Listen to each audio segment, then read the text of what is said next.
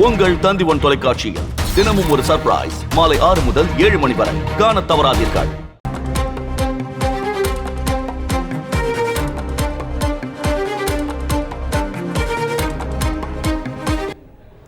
திருப்பதி கோயிலில் prank video செய்து சர்ச்சையில் சிக்கிய TTF வாசன் நேரில் ஆஜராக திருமலை போலீசார் உத்தரவு பிறப்பித்திருக்கின்றனர். கூடுதல் தகவல்களை செய்தியாளர் சரவணன் கேட்கலாம். சரவணன், வணக்கம். அவர் எப்பொழுது ஆஜராக வேண்டும் என உத்தரவு பிறப்பிக்கப்பட்டிருக்கிறது? முழு விவரங்கள் என்ன?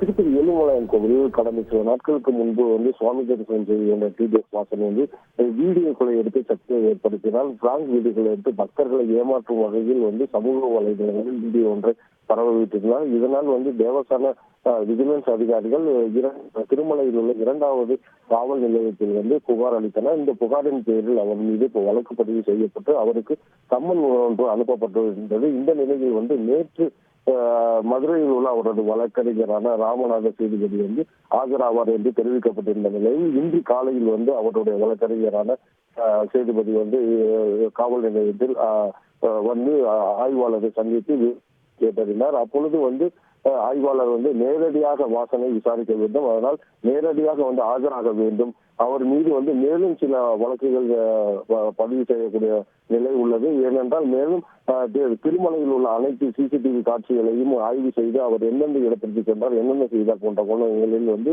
ஆய்வு செய்து வருவதாகவும் இன்னும் சிறு தினங்களில் ஓரிரு தினங்களில் நேரில் ஆஜராக வேண்டும் என்று வலியுறுத்தி உள்ளதாக அவரது வழக்கறிஞர் சேதுபதி தெரிவித்துள்ளார். கூடுதல் விவரங்களுக்கு நன்றி சரவணன். உங்கள் தந்தி1 தொலைக்காட்சியில் தினமும் ஒரு சர்ப்ரைஸ் மாலை 6 முதல் 7 மணி வரை காணத் தவறாதீர்கள்.